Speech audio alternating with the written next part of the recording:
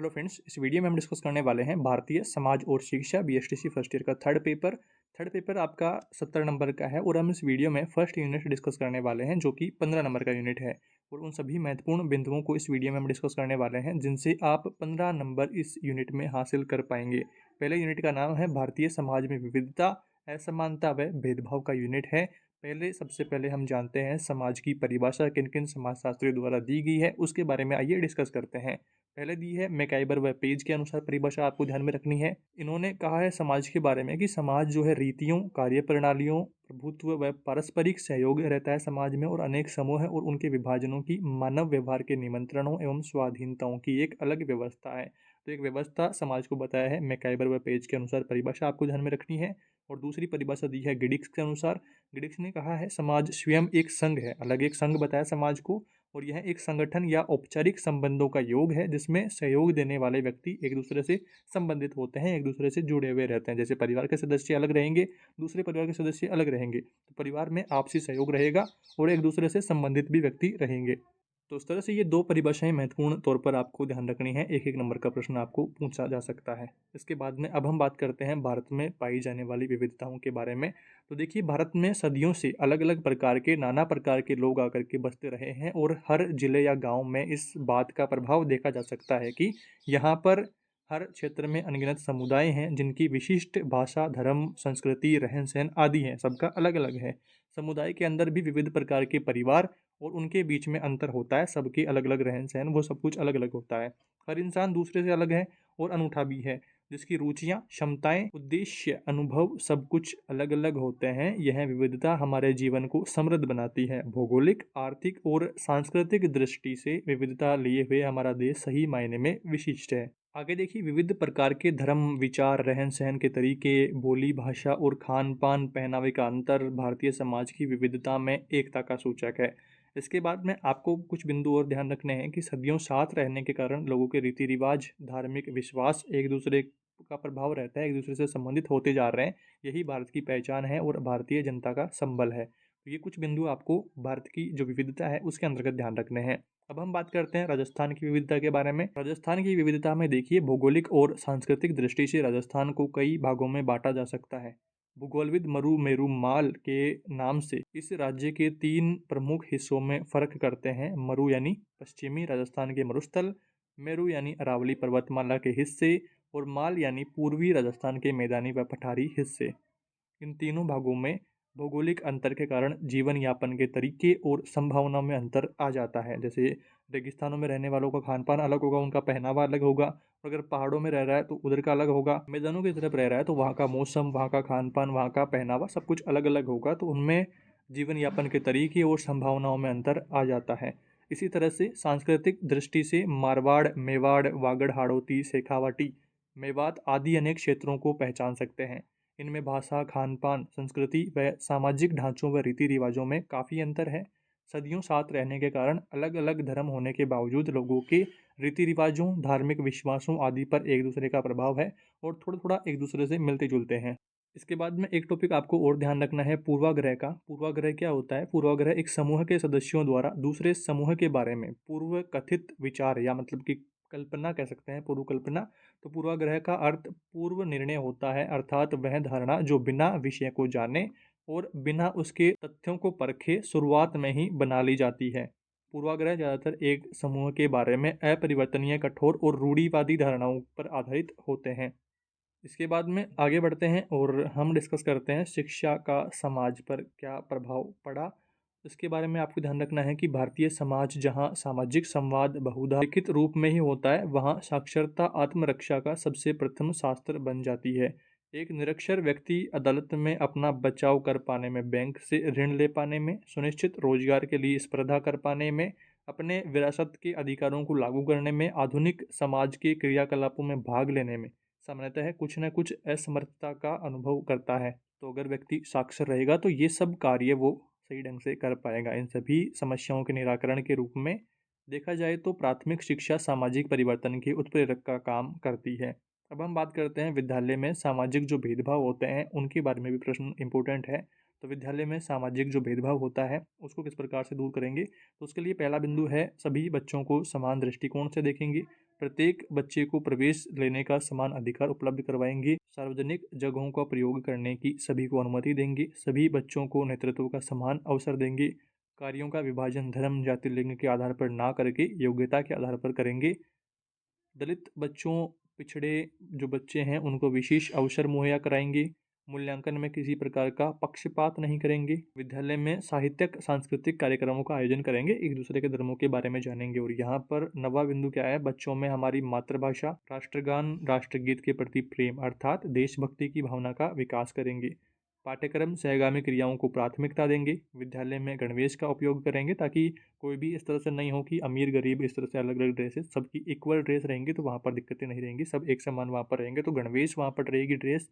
विशिष्ट आवश्यकता वाले बच्चों को अतिरिक्त सुविधाएं, अतिरिक्त समय देंगे ताकि वो भी नॉर्मल बच्चों के बराबर अपनी पढ़ाई जारी रख सकें और बराबर वहाँ पर अपनी जो क्लास है उसको पास कर सकें। आर्थिक जो संसाधन है उनके लिए सभी समान रूप से उपलब्ध उनको करवाएंगे सभी को, और नैतिक मूल्यों को विकसित करने में भी हर प्रकार से प्रयास करेंगे। तो इस तरीके से आपको इन भेदभाव को दूर करने वाले उपायों को ध्यान में रखना है। और अब हम बात करते हैं सामाजिक स्थिरीकरण कार्ल मार्क्स के कुछ बिंदु आपको ध्यान में रखने हैं।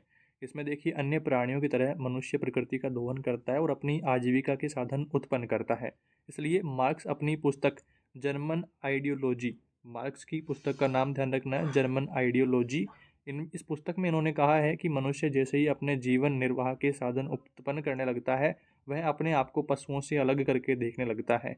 जीवन निर्वाह के वास्तविक साधन उत्पन्न करके मनुष्य परोक्ष रूप से अपना वास्तविक भौतिक जीवन का सृजन करता है। ये कथन आपको कार्ल मार्क्स का ध्यान रखना है कि मनुष्य अपने आप को जानवरों से अलग कैसे करता है, कि वो सिस्टमेटिक तरीके से रहता है, अपना भला बुरा जानता है और अपना जो जीवन निर्वाह करने के जो वास्तविक साधन है वह खुद ही उत्पन्न करके मनुष्य परोक्ष रूप से अपना वास्तविक भौतिक जीवन का सृजन करता है और जानवरों से, पशुओं से अलग करके देखने लगता है। और यहाँ पर देखिए, इसी उत्पादन के जरिए ही मनुष्य का विकास हुआ। लेकिन मनुष्य ऐसा इसलिए कर पाता है क्योंकि वह समुदाय में रहता है, समाज में रहता है और सामूहिक रूप से श्रम करता है। तो ये कुछ बिंदु यहाँ पर ध्यान रखना है।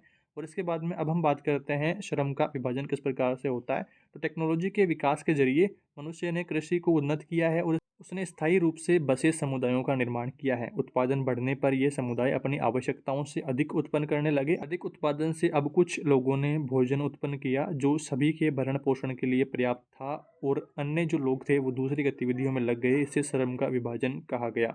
श्रम का विभाजन आपने समझा कि जो भी व्यक्ति समाज का जिस कार्य को करने में निपुणता हासिल करे हुए होता है वो उस काम को करता है, और अलग अलग ग्रुप्स में बांटते हुए सभी कामों को कर लिया जाता है।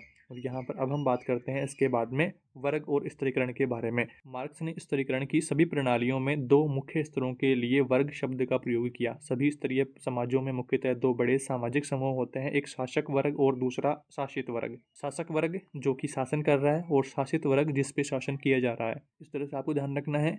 और उत्पादन के साधनों पर अधिकार करने से शासक वर्ग को शक्ति या सत्ता हासिल होती है। इस तरह वह अन्य वर्गों के श्रम के फल हत्या लेने में सक्षम रहता है। कृषि में उन्नतता को बढ़ाने के लिए जो भी विशेष साधन थे उनके ऊपर शासक वर्ग का अधिकार होने से वे शासित वर्ग पर अधिकार करते थे और उनको हथिया लेने में सक्षम रहते थे। उनके द्वारा जो भी फल प्राप्त होते थे तो वो आपको ध्यान रखना है। यहाँ पर कुछ बिंदु इस तरह से। और यहाँ पर देखिए, मार्क्स के अनुसार स्तरीकरण की जो यह व्यवस्था है उत्पादन की शक्तियों पर सामाजिक समूह के संबंधों से उत्पन्न होती है। वर्ग की जो उन्होंने परिभाषा दी है उसकी अपनी कुछ विशेषताएं हैं। इस परिभाषा के अनुसार वर्ग आधारित समाज में दो मुख्य समूह होते हैं, जिनमें से एक उत्पादन और जीविका के साधनों पर अधिकार लिए रहता है। सामाजिक अर्थव्यवस्था में इसे विशिष्ट दर्जा हासिल होने के कारण यह वर्ग के श्रम के फल को हथिया पाता है। इस प्रकार से वर्ग एक सामाजिक समूह है जिसके सदस्यों का उत्पादन शक्तियों से एक साझा संबंध होता है। एक और वह वर्ग होता है जिसके पास उत्पादन के साधन हैं, और दूसरी ओर वह वर्ग है जो उस साधन के साथ में काम करके उत्पादन करता है। और दोनों वर्गों के बीच के रिश्ते को मार्क्स उत्पादन का रिश्ता कहते हैं। उत्पादन का रिश्ता का अलग प्रश्न आ सकता है कि उत्पादन का रिश्ता क्या है। तो एक और वह वर्ग होता है जिसके पास जो फसल उत्पादन के विशेष साधन होते हैं, फसल की उत्पादकता को बढ़ाने के साधन होते हैं, और दूसरा वह वर्ग होता है जो उन साधनों के उपयोग से फसल का उत्पादन करता है। तो ये उत्पादन का रिश्ता है दोनों वर्गों के बीच। यहाँ पर आपको ये कुछ बिंदु ध्यान रखने हैं। और अब हम बात करते हैं वर्ग और सामाजिक बदलाव के बारे में। तो मार्क्स के अनुसार समाज का विकास वर्ग संघ की प्रक्रिया के जरिए होता है। एक वर्ग का किसी अन्य वर्ग पर प्रभुत्व होने के कारण ही वर्ग द्वंद्व उत्पन्न होता है। जिससे उत्पादन के तरीकों और टेक्नोलॉजी में परिवर्तन आने लगता है। परिवर्तन आएगा तो इससे उत्पादन की प्रक्रिया विकसित होगी और जिससे वर्गीय ढांचे में भी परिवर्तन आता जाता है, क्योंकि उत्पादन तकनीकों में वृद्धि होने के कारण मौजूदा वर्ग अपनी प्रासंगिकता खो देते हैं। इससे नए वर्गों की रचना होती है जो पुराने वर्गों का स्थान ले लेते हैं। सामंतीय युग में जमींदार और किसान मुख्य वर्ग थे, जबकि आधुनिक औद्योगिक युग में पूंजीपति और मजदूर प्रमुख वर्ग रहे हैं। तो इस तरीके से ध्यान रखना है वर्ग और सामाजिक बदलाव मार्क्स के अनुसार। और अब हम बात करते हैं इसके बाद में सामाजिक स्थिरीकरण मैक्स वेबर के अनुसार।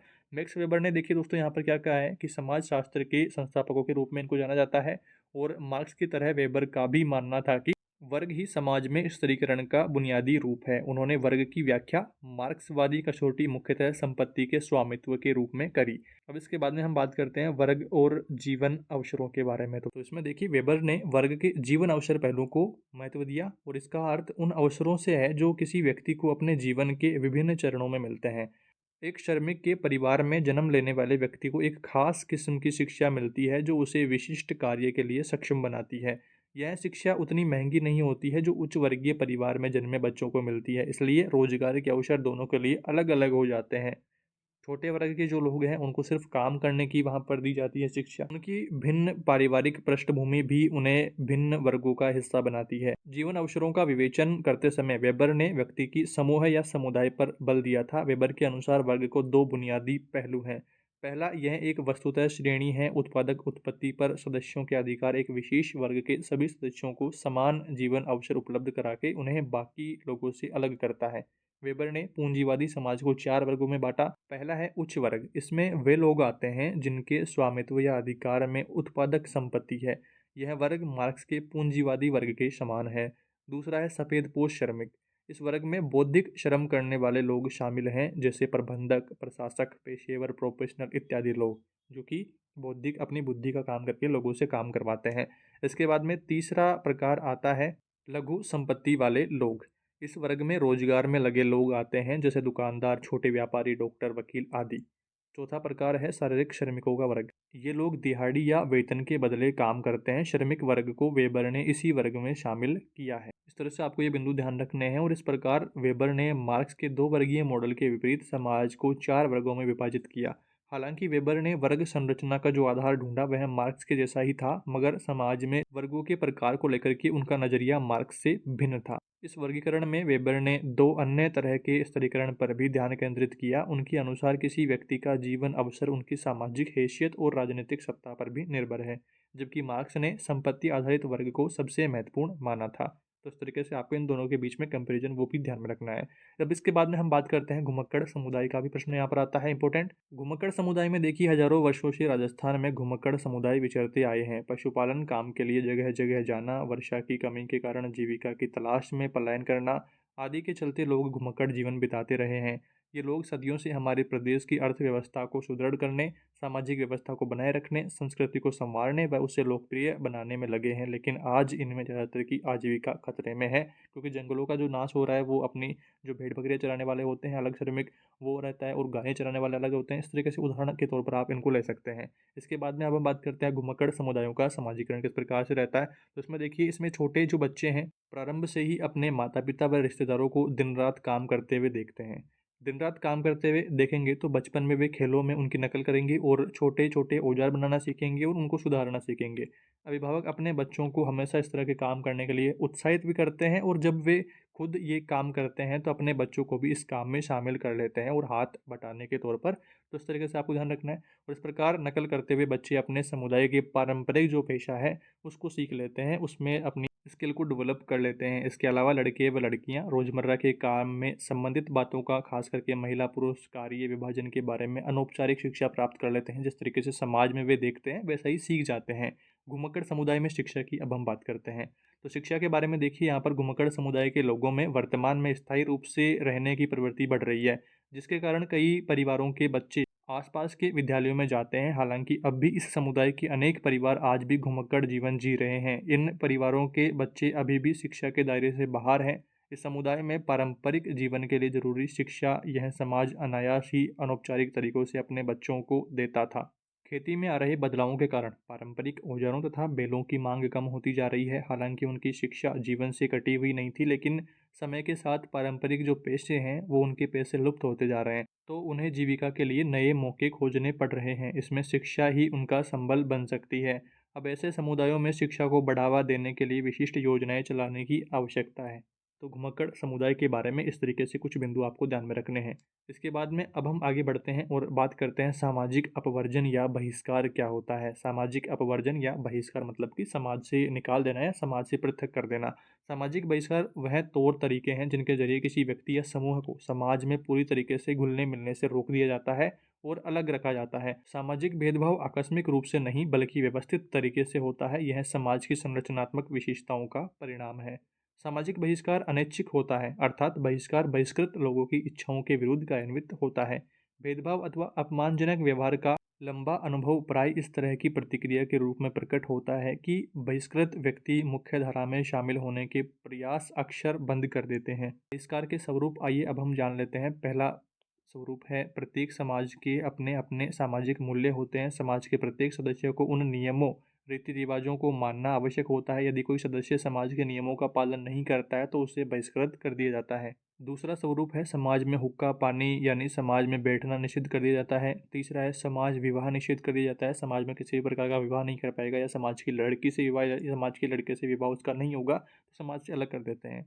चौथा स्वरूप देखिए, समाज में किसी भी कार्य में सम्मिलित नहीं करेंगे। कोई भी अपने प्रोग्राम है तो उसमें नहीं बुलाएंगे। तो ये बहिष्कार के स्वरूप आप देख लीजिए। कुछ पॉइंट्स अगर आपके दिमाग में और आते हैं तो आप जोड़ करके लिख सकते हैं। ऐसा नहीं है कि आपको सिर्फ इन्हीं पॉइंट्स को लिखना है। अगर आपके दिमाग में कुछ और पॉइंट्स पे आते हैं इस तरीके के तो आप उनको भी यहाँ पर ऐड कर सकते हैं। इसके बाद में अब हम बात करते हैं शोषण की। शोषण में देखिए, शोषण शब्द का प्रयोग हम उस संदर्भ में करते हैं जहाँ पर एक व्यक्ति या समूह के श्रम या संसाधन को कोई अन्य व्यक्ति या समूह बिना उचित मूल्य भुगतान किए ले रहा है। समाज में इसका सरल उदाहरण बेगार प्रथा जो हमारे राज्य में स्वतंत्रता से पहले व्यापक रूप से पाई जाती थी। समाज की उच्च जाति के जमींदार निम्न जाति के लोगों से बिना किसी भुगतान के काम करवा सकते थे। इससे लोगों को शारीरिक श्रम के साथ अपमान भी सहना पड़ता था। इस प्रथा के खिलाफ देश भर की रियासतों में संघर्ष हुआ, जिसके परिणाम स्वरूप देश के स्वतंत्र होते ही इस प्रथा को कानूनन बंद कर दिया गया। तो शोषण के बारे में आपको ध्यान रखना है। इसके बाद में सामाजिक स्तरीकरण के बारे में भी बिंदु आपको ध्यान रखना है।